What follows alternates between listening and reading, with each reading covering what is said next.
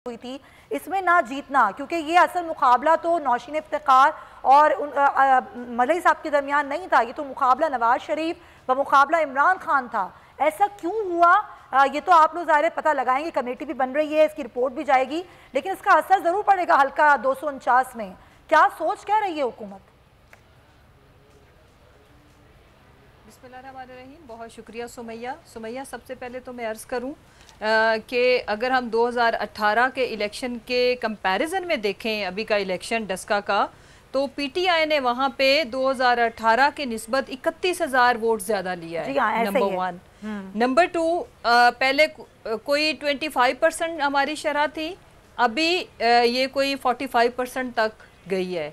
और अगर हम PMLN की बात करें तो उन्हें 2018 के मुकाबले में जो इंक्रीज़ मिली है वो कोई ऑलमोस्ट कोई आई थिंक कोई 10,000 की है, ठीक है।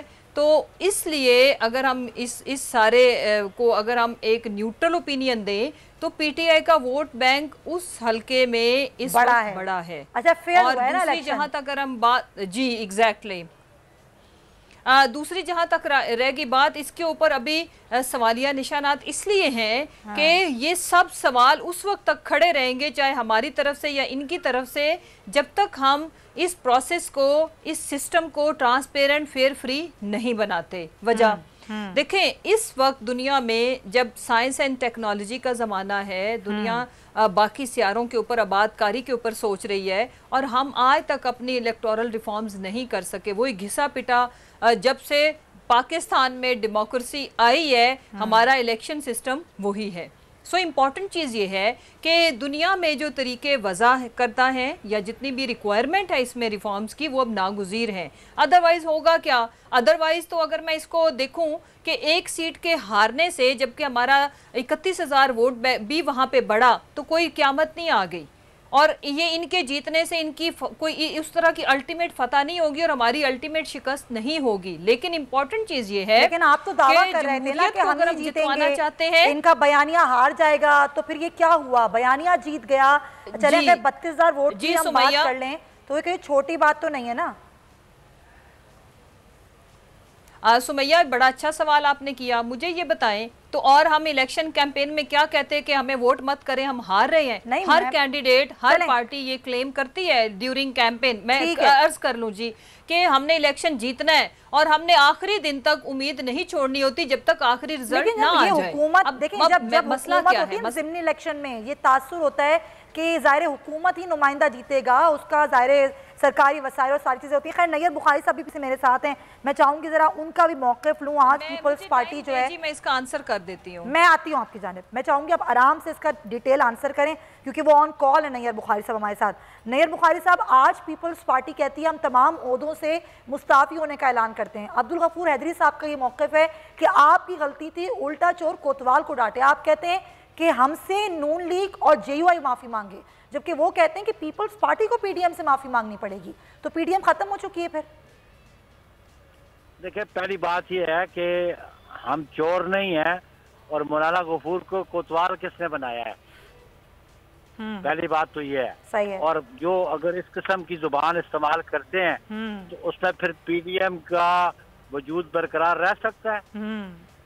सही। और ये इनको होशमंदी से काम लेना चाहिए था, और इन्होंने ही बुनियाद रखी, गफूर हैदरी साहब ने और शायद खाकान अब्बासी साहब ने बुनियाद रखी इस PDM में दरार डालने की। अच्छा। पाकिस्तान पीपल्स पार्टी ने कतन, ये पीपल्स पार्टी ने कोशिश की, क्योंकि PDM बनाया चेयरमैन बिलावल भुट्टो साहब की मेजबानी में बनी और बनाया हमने था। और ये कैसे वो दो जमातें आपको PDM का वो स्पोक्स पर्सन बना के बैठे हुए हैं। तमाम फैसले कंसेंसस से होने थे, और इसलिए मैं समझता हूँ कि सियासत में तहजीब और मैं समझता हूँ महज़ब तरीके से ही अपने मुखालिफिन को भी मुखातिब करना चाहिए। तो ये रवैया तो ये ऐसा है कि ये खुद नहीं चाहते कि PDM की मूवमेंट आगे मौजूदा हुक्मरानों से हम निजात चलाए। ये खुद किसी डील के मुतमन्नी हैं और अच्छा। ये खुद एस्टेब्लिशमेंट को सपोर्ट कर रहे हैं। सर यही बात मैं, क्योंकि मेरी खुद बात हुई अब्दुल गफूर हैदरी साहब ने, वो कहते हैं कि आप यानी कि पीपल्स पार्टी ने एस्टेब्लिशमेंट से हाथ मिला लिया, वो दबाव ही नहीं बर्दाश्त कर पाए, तो गलती तो इनकी जानिब से हुई है, हमने तो कुछ किया ही नहीं है, ये तो खुद बताएं पीपल्स पार्टी। बिल्कुल बिल्कुल उन्होंने कुछ नहीं किया। उन्होंने PTI के साथ सिंध में लाड़काना में इत्तेहाद किया, उन्होंने GDA में इत्तेहाद किया, उन्होंने और नून लीग ने लाहौर में बैठ के जो सीट एडजस्टमेंट की सेनेट की वो इत्तेहाद किया। तो हम तो कंटेस्ट करते रहे और हमने इनको नेशनल असेंबली में यूसुफ गिलानी का इलेक्शन कंटेस्ट करके दिखाया, हमने स्ट्रेंथ PDM की प्रूव करके दिखाई। ये तो मिली भगत करते रहे एस्टेब्लिशमेंट के साथ और मौजूदा कराने के साथ। लेकिन सर अब पंजाब में बड़ा अच्छा आप लोग टफ टाइम दे सकते थे, अब PDM में आप नहीं होंगे, नून लीग अकेली होगी, तो यानी कि हम ये समझ लें कि पीपल्स पार्टी अब PDM के प्लेटफॉर्म से तो कुछ भी नहीं करेगी। PDM का प्लेटफॉर्म हमने मौजूदा हुक्मरानों के खिलाफ बनाया था, लेकिन पीपल्स पार्टी ने अपने प्लेटफॉर्म से जदोजहद कभी भी नहीं छोड़ी और जदोजहद अभी भी जारी रहेगी। और इनको ये सोचना चाहिए कि इन हालात में जब नो कॉन्फिडेंस की प्रोविजन हमने रखी थी उस पर क्यों नहीं आते, लॉन्ग मार्च पे क्यों नहीं आते, ये इस्तीफों पे जंप ओवर कर रहे हैं। तो जिस सीक्वेंस में हमने इनके साथ तय किया था उस पर क्यों अमल दरामद नहीं करते। पीपल्स पार्टी के पीछे नहीं हटती है, हमने आज भी कहा कि ये बतौर आइटम बम इस्तेमाल होगा, लेकिन उससे पहले जो मामला तय थे कि हम लॉन्ग मार्च करेंगे, हम नो कॉन्फिडेंस मूव करेंगे, उधर ये नून और JUI क्यों नहीं आती। सर वो कहते हैं ये भी तो तय था कि ऑपोजिशन लीडर नून लीग का होगा, पीपल्स पार्टी ने इस पर भी तो साथ नहीं दिया। ये बिल्कुल तय नहीं था, उसकी वजाहत राजा परेश्वर साहब दे चुके हैं। अच्छा। और उसमें मैं बार बार वजाहत नहीं करना चाहता। अच्छा। राजा परेश्वर साहब जिस स्टेजिंग कमेटी की मीटिंग में गए थे वो वजाहत दे चुके हैं। ठीक है, बहुत शुक्रिया आपका नैयब बुखारी साहब। राना साहब मैं चाहूंगी आप जरा इस पर रिस्पेक्ट हैं, कोई ऐसी बात तय नहीं हुई थी।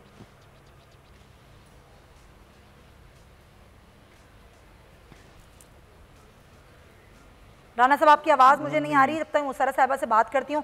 मुसर्रा साहिबा ज़रा आप मुझे अपना ये चीज़ क्लियर करें, ज़ाहिर सवाल बार बार होगा, जब तक ज़ाहिर चीज़ें सामने नहीं आती हैं। पहले कहा गया धुन थी, दहशतगर्दी थी, ये मामला थे, इसीलिए जो है वो नून लीग ने कहा हम नहीं जीत पाए। आज नून लीग जीत गई, तो आज ना धुन थी ना दहशतगर्दी थी ना कोई गायब हुआ, लेकिन PTI के साथ क्या हुआ? देखें हम इसमें एविडेंस के बगैर हम इनकी तरह इमेच्योर किसी किस्म की स्टेटमेंट देना इसलिए नहीं चाहते कि इनका तो काम सिर्फ इतना है कि अगर कोर्ट में इनकी फेवर में फैसला आ जाए तो इंसाफ है, ना आए तो इंसाफ सफ़ा हस्ती से मिट गया। ये जो इलेक्शन जीते वो रिगिंग फ्री है और जो ये हार जाएं उसमें रिगिंग हुई है। तो पाकिस्तान तहरीक इंसाफ एक ज़िम्मेदार सियासी जमात है और हम जिम्मेदारी से काम लेते हैं। हाँ, इसमें कोई दूसरी राय नहीं है कि ये जो इलेक्शन सिस्टम है, ये जो इलेक्टोरल सिस्टम है, इसके ऊपर हमें शदीद तहफ़्फ़ुज़ात आज नहीं, from the very first day जब से हम सियासत में आए हैं हम इसकी रिफॉर्म्स की बात करते हैं। हमें इसके ऊपर इसका ये जो तरीकाकार है उसके ऊपर भी हमारे खदशात हैं। वो आज नहीं, हमने सेनेट इलेक्शन में भी इसको फेयर फ्री ट्रांसपेरेंट करने की कोशिश की। उसके बाद हम रिफॉर्म्स के लिए अब तमाम सियासी जमातों से रुजू करेंगे। जो मैं अर्ज़ कर रही थी कि एक हल्के की बात है नहीं, आने वाले टाइम में 2 साल 2.5 साल रह गए इलेक्शन में।